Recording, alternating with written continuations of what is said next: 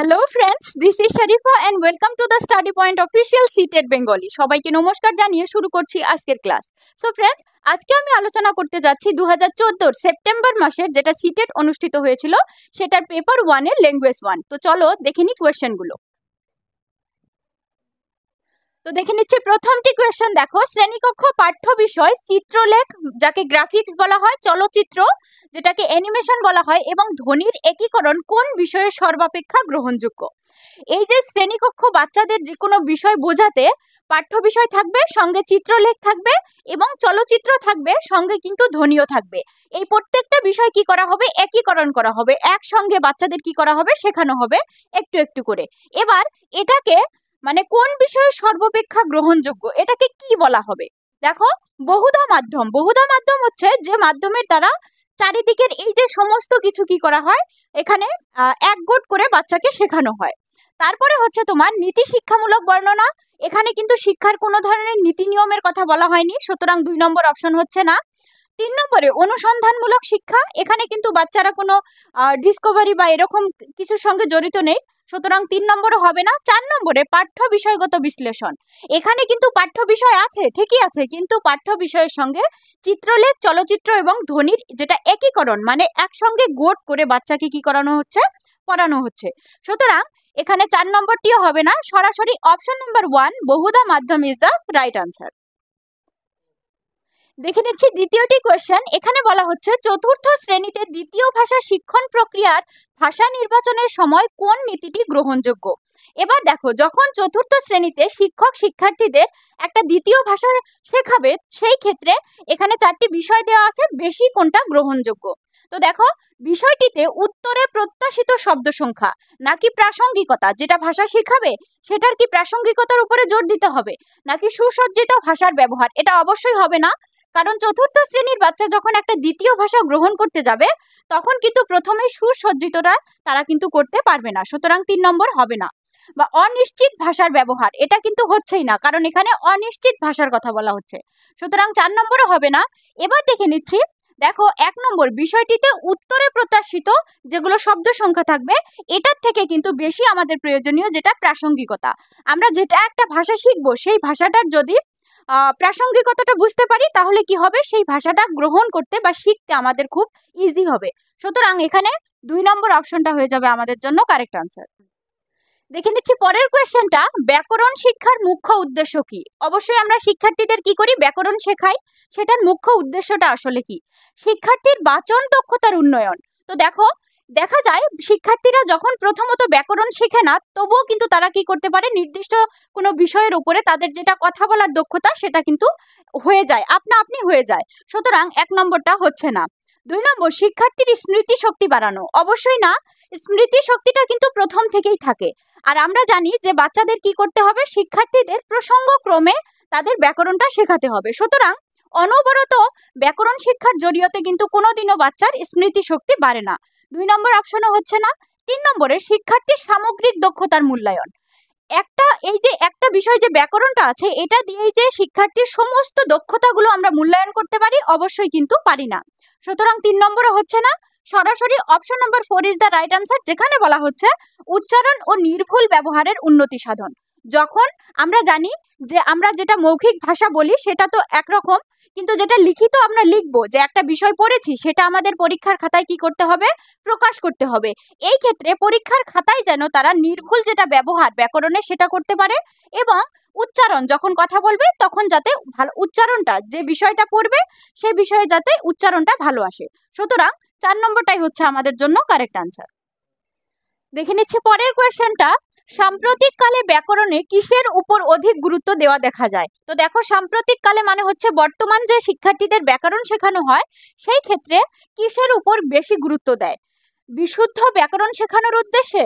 অবশ্যই না। তো দেখো, আমরা জানি শিক্ষার্থীদের প্রসঙ্গক্রমে অল্প অল্প করে ভালোভাবে কি করানো হয়? ব্যাকরণটা শেখানো হয়। এখানে যে অনলি ব্যাকরণ যে বিষয়টা থাকবে সেটা যে খুব বিশুদ্ধভাবে শেখানো হবে এর কোনো কিন্তু মানে নেই, সুতরাং 1 নম্বরটা হচ্ছে না। ব্যাকরণ সম্পর্কিত নিয়মের অভ্যাস। অভ্যাস আমরা জানি একটা নেগেটিভ ওয়ার্ড, সুতরাং 2 নম্বরটিও কিন্তু হচ্ছে না। 3 নম্বরে দেখো, বিভিন্ন বিষয়কে কেন্দ্র করে বাক্য গঠন রীতি এবং কাল অনুযায়ী বিভিন্ন রূপ। আমরা জানি ব্যাকরণটা হচ্ছে একটা নীতি নিয়মের ভান্ডার, যেখানে নীতি নিয়ম থাকবে, একটা বাক্য কিভাবে গঠন হচ্ছে বা একটা প্যারাগ্রাফে কি কি বিষয় আছে সেখানে, এবং কাল অনুযায়ী যেটাকে আমরা বলি টেন্স। অবশ্যই আমরা গ্রামারে টেন্সটা কিন্তু পড়ি। টেন্স হিসেবে আমরা কি করি, যে অতীত, বর্তমান এবং ভবিষ্যতের যে বাক্য গঠন রীতি থাকে সেগুলো কিন্তু শেখার চেষ্টা করি। সুতরাং 3 নম্বরটা ঠিকই আছে।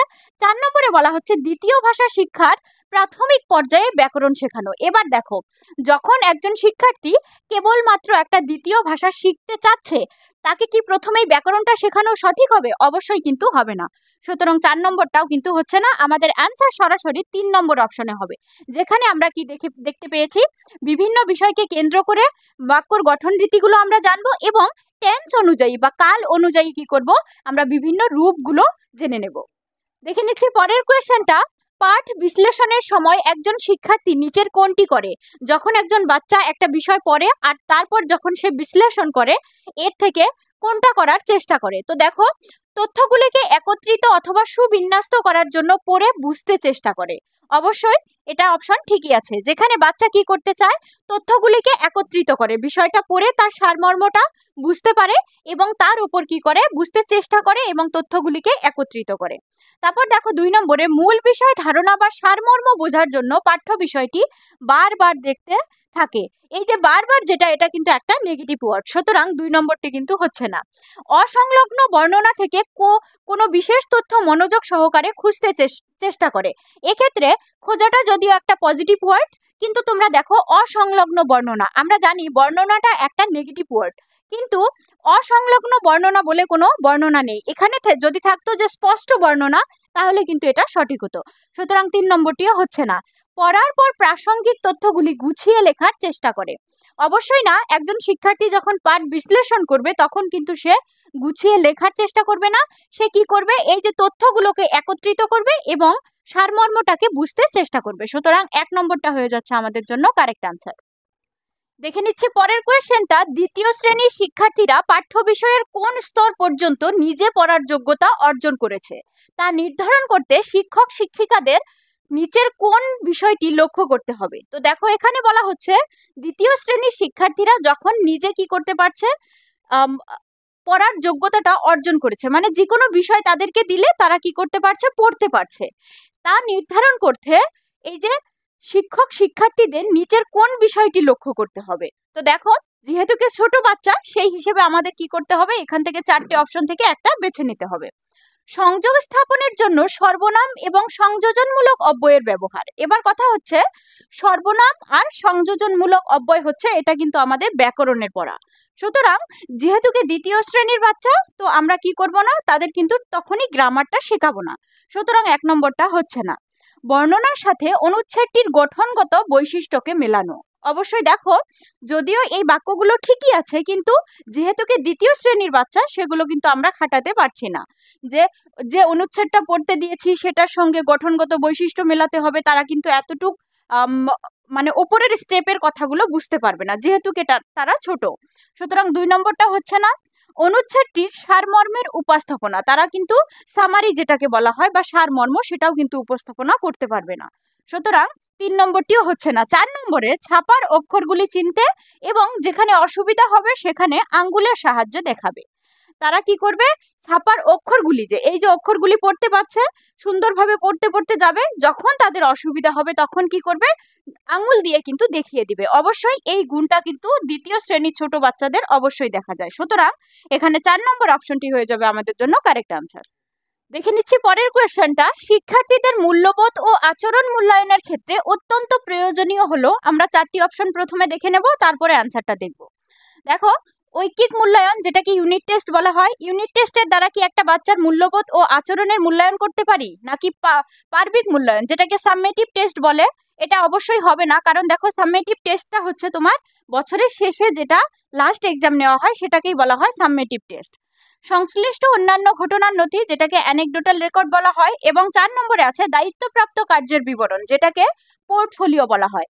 এর আগেও আমি তোমাদেরকে বলেছিলাম, এখনো বলছি, এরকম টাইপের যদি তোমার কোয়েশ্চেন দেওয়া থাকে, বাচ্চাদের মূল্যবোধ বাকি আচরণ মূল্যায়নের ক্ষেত্রে ব্যবহার করা, এইরকম যদি অপশন দেওয়া থাকে যেখানে পোর্টফোলিও থাকবে, সেটাই তোমার ডিরেক্টলি অ্যান্সার হয়ে যাবে। সুতরাং এখানে 4 নম্বরটা হয়ে যাচ্ছে তোমার জন্য কারেক্ট অ্যান্সার।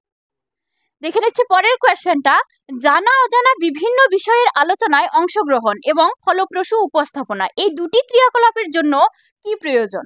দেখো এখানে চারটি অপশন দেওয়া আছে, এই চারটি অপশনের থেকে কোনটা প্রয়োজন এই ক্ষেত্রে যে একজন বাচ্চা জানা অজানা বিভিন্ন বিষয়ের ওপর কি করবে, আলোচনায় অংশগ্রহণ করবে এবং সেগুলো কি করতে পারবে, ভালোভাবে উপস্থাপন করতে পারবে, মানে শো করতে পারবে। এবার দেখে নিচ্ছি, দেখো মৌখিক যোগাযোগ স্থাপন নাকি পঠন? এই ক্ষেত্রে পঠন হবেই না, কারণ পঠন যদি এরকমটা থাকতো যে কোনো বিষয় পড়তে দেওয়া হচ্ছে সেই ক্ষেত্রে থাকতো। ইন্টারনেটের সাহায্য গ্রহণ, অবশ্যই ছোট ছোট বাচ্চা, আমরা এই ক্ষেত্রে যাব না। একটি পৃথক দৃষ্টিভঙ্গি নিয়ে পুনর্লেখনটা এখানে সম্ভবই না। তো দেখো এখানে অপশন নাম্বার 1-এ দেওয়া আছে মৌখিক যোগাযোগ স্থাপন। আমরা জানি যখন বিভিন্ন বিষয় নিয়ে আলোচনা করা হয় তখন কিন্তু মৌখিকভাবে সেগুলো বিষয় আলোচনা করা হয় বা বলা হয়, সেখানে কিন্তু লিখিতভাবে কিছু থাকে না। এবং ফলপ্রসূ উপস্থাপনা, এবার দেখা যাচ্ছে তারা কি করলো, যেহেতুকে বিভিন্ন বিষয় আলোচনায় অংশগ্রহণের কথা বলছে, নিশ্চয়ই সেখানে একজন বা দুজন বাচ্চা নয়, সেটাকে একটাকে তুমি গ্রুপ ডিসকাশন বলতে পারো। তারা গ্রুপ ডিসকাশন খুব ভালোভাবে করে সেই গ্রুপের থেকে যে কোনো একজন লিডার থাকবে বা যে কোনো একজন যে ভালো বলতে পারে তাকে নির্বাচন করে কি করতে দেওয়া হবে, ফলপ্রসূ একটা উপস্থাপনা দেওয়া হবে। তার মানে বড় একটা বিষয়কে তার থেকে একটা সারমর্ম বের করে একজন কি করতে পারবে, উপস্থাপনা করবে। এই যে করবে যে কাজটা সম্পূর্ণটাই কিন্তু একটা মৌখিক যোগাযোগ, এখানে কোনো লিখিতর সঙ্গে জড়িত নেই। সুতরাং এখানে 1 নম্বর অপশনটা হয়ে যাচ্ছে কারেক্ট আনসার। দেখে নিচ্ছি পরের কোয়েশ্চেনটা, শিক্ষণ প্রক্রিয়া সরল থেকে জটিল হতে থাকে। যদি কোনো কারণে একজন শিক্ষার্থীর প্রাথমিক জ্ঞান থাকে তার জন্য নিচের কোন পদ্ধতিটি সর্বাপেক্ষা গ্রহণযোগ্য? তো দেখো আমরা জানি যেটা শিক্ষণ প্রক্রিয়া, বাচ্চারা স্কুলে গিয়ে প্রথমে কি শেখে, আখর শিখে, তারপর শব্দ, তারপর বাক্য, তারপরে আস্তে আস্তে প্যারাগ্রাফ, তারপরে যে কোনো বিষয় তাদের পড়তে দেওয়া হয়। সুতরাং এটা ঠিকই আছে যে সরল থেকে জটিল হতে থাকে। এবার যদি কোনো একজন শিক্ষার্থীর প্রাথমিক জ্ঞানটা ঠিকই থাকে তখন তার জন্য এই যে 4টি অপশন দেওয়া আছে এখান থেকে কোনটা তার জন্য খুব ভালো একটা পদ্ধতি হবে? দেখে নিচ্ছি 1 নম্বর অপশনটা দৃষ্টিগ্রাহ্য, যেটা হচ্ছে ভিজুয়াল এবং উদ্দেশ্য পরিকল্পিত নির্দেশ, যেটার কি থাকবে, বাচ্চা কিভাবে শিখতে পারবে, কোনো বিষয়ে জ্ঞান অর্জন করতে পারবে সেটার একটা উদ্দেশ্য পরিকল্পিত, যাতে উদ্দেশ্যটা সাধন হয় সেই জন্য একটা পরিকল্পিত নির্দেশ, কোনো বক্তৃতা নয়। অবশ্যই বাচ্চাদের জন্য যেটা লং স্পিচ বলা হয়, যেটাকে বক্তৃতা বলা হয়, সেটা কিন্তু সঠিক না। সুতরাং 1 নাম্বারটা ঠিকই আছে। 2 নম্বরে সরাসরি বক্তৃতা এবং দৃষ্টিগ্রাহ্য নির্দেশ। তো দেখো এখানে সরাসরি বক্তৃতার কথা বলা হচ্ছে, বাচ্চাদের জন্য সরাসরি কোনো বিষয়ই কিন্তু ঠিক না, সুতরাং 2 নম্বরটা হচ্ছে না। উচ্চ স্বরের দৃষ্টিগ্রাহ্য নির্দেশ বা কোনো বক্তৃতা নয়। এবার উচ্চ স্বরের দৃষ্টিগ্রাহ্য নির্দেশ কিন্তু এক্ষেত্রে কখনোই হবে না, সুতরাং 3 নম্বরটা হচ্ছে না। সরাসরি বক্তৃতা, এখানেও সরাসরি বক্তৃতার কথা বলা হচ্ছে, 4 নম্বরও হচ্ছে না। এবার দেখা যাচ্ছে 1 নম্বর অপশনটাই হয়ে যাচ্ছে আমাদের জন্য কারেক্ট আনসার। দেখে নিচ্ছি পরের কোয়েশ্চেনটা, সংযোগ স্থাপনের ক্ষেত্রে ধ্বনিতত্ত্বের সূত্র অনুযায়ী ভাষার একটি সুনিয়ন্ত্রিত উদ্দেশ্য আছে।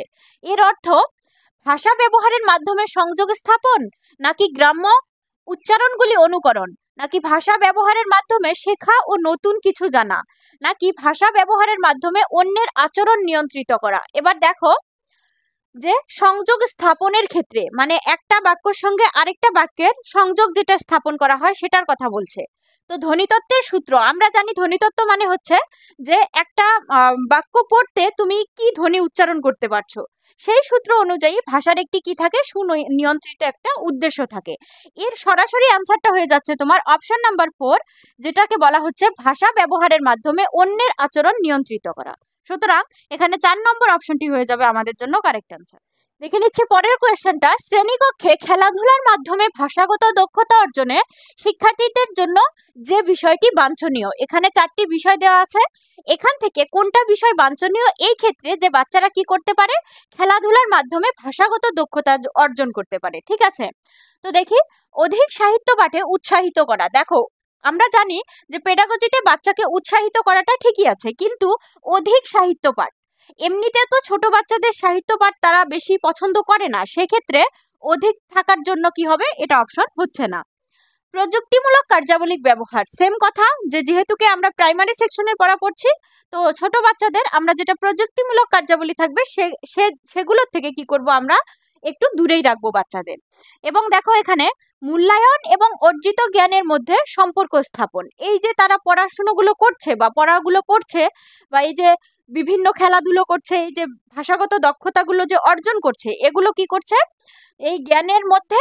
এবং পরীক্ষা যে হয় তাদের, যে কোনো পরীক্ষা, তুমি ফর্মেটিভ বলতে পারো, সামেটিভ বলতে পারো, এই পরীক্ষাগুলোর মধ্যে কি করতে হয়, সম্পর্ক স্থাপন করার কথা বলছে। সুতরাং এটা ঠিকই আছে। অতিরিক্ত পাঠ্যপুস্তক ব্যবহারের প্রবণতা, অবশ্যই না। যে অতিরিক্ত কথাটা আমরা কি করব, বাচ্চাদের থেকে অনেক দূরে রাখবো। প্যাডাগজিতে অতিরিক্ত এই যে ওয়ার্ডটা দেখতে পাচ্ছ, এটা কিন্তু একটা নেগেটিভ ওয়ার্ড। সুতরাং 1, 2 এবং 4 নম্বরটা কিন্তু হচ্ছে না, সরাসরি 3 নম্বর অপশনটা হয়ে যাচ্ছে কারেক্ট আনসার। দেখে নিচ্ছি পরের কোয়েশ্চেনটা, নিচের কোন দুটি উৎপাদনমুখী দক্ষতা মানে প্রোডাক্টিভ স্কিল। তো দেখো আমরা জানি যেটা ল্যাঙ্গুয়েজ স্কিল, ভাষার দক্ষতা হচ্ছে 4টি দক্ষতা, ঠিক আছে। সেটা হচ্ছে LSRW, যেটাকে বলা হয় লিসনিং, মানে আমরা শুনি, স্পিকিং আমরা বলি, রিডিং আমরা পড়ি, এবং রাইটিং আমরা কি করি, লিখি। এখান থেকে আমাদের দেখতে হবে যে প্রোডাক্টিভ স্কিল কোন দুটো। এবার আমরা জানি যে এই 4টে স্কিল থেকে কিন্তু দুটো রিসেপটিভ স্কিল আছে, সে দুটো হচ্ছে তোমার লিসনিং অ্যান্ড রিডিং। কেউ যদি কিছু বলে আমরা লিসনিং করি, শুনি, এবং কেউ লিখিত থাকলে তোমার সেটা কি হয়, রিডিং পড়লে, পঠন পড়লে আমরা করি সেটা কি করি, রিসিভ করি, গ্রহণ করি। সুতরাং এখানে শোনাটা এবং পঠন পড়াটা হচ্ছে আমাদের রিসিপটিভ স্কিল। এই ক্ষেত্রে প্রোডাক্টিভ স্কিল হয়ে যাবে আমাদের কি কি, স্পিকিং অ্যান্ড রাইটিং।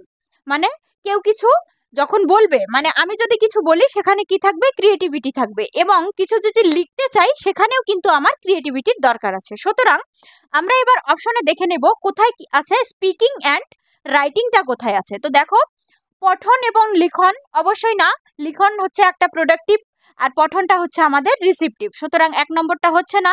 শ্রবণ এবং পঠন, যেটা শুনছো সেটা প্রোডাক্টিভ, রিসিপটিভ, যে কেউ কিছু বলছে তুমি শুনছো, এবং পঠনটা হচ্ছে তোমার কিন্তু এটাও রিসিপটিভ। তার মানে কি অপশন নাম্বার 2 দুটোই কিন্তু রিসিপটিভ।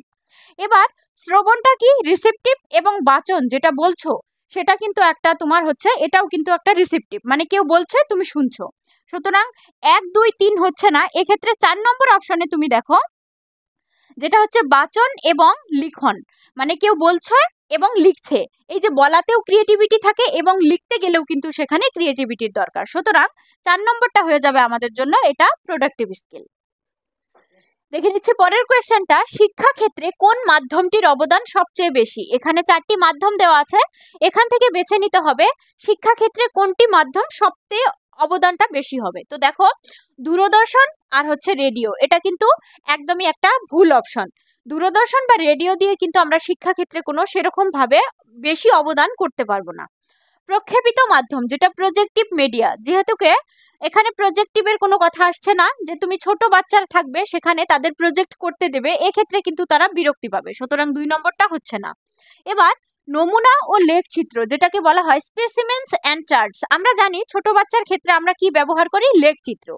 তো দেখো 3 নম্বরটা আছে, এবং 4 নম্বরে বলা হচ্ছে ক্ষেত্রানুসন্ধান বা ক্ষেত্র পরিদর্শন, যেটাকে ফিল্ড ট্রিপস বলা হয়। বাকি তুমি ছোট বাচ্চাদের ক্ষেত্রে পিকনিক শব্দটাও বলতে পারো ঘরোয়া হিসাবে, ঠিক আছে। এবার তোমরা বেছে নাও যে 3 নম্বরটা হবে না 4 নম্বর। যদি তোমাদের বলা হয় যে এই যে নমুনা বা লেখচিত্র দিয়ে তোমাদের পড়ানো হবে, সেটা একটা, এবং যদি বলা হয় যে তোমাদের পিকনিকে নিয়ে যাওয়া হবে, বাচ্চা কোনটাতে বেশি অ্যাক্টিভ থাকবে, অবশ্যই তারা ফিল্ড ট্রিপে কিন্তু দেখো বেশি অ্যাক্টিভ থাকবে, যে তারা সেখানে যাবে, ঘুরবে, দেখবে, অনেক কিছু জ্ঞান অর্জন করবে। সুতরাং এক্ষেত্রে কি হবে, 4 নম্বর অপশনটা হয়ে যাবে আমাদের জন্য কারেক্ট আনসার। দেখে নিচ্ছি পরের কোয়েশ্চেনটা, নিচে প্রদত্ত ক্রমগুলির মধ্যে থেকে কোনটি ভাষিক দক্ষতা অর্জনের সহজতম পদ্ধতি। এখানে বলা হচ্ছে আমরা জানি যে ভাষিক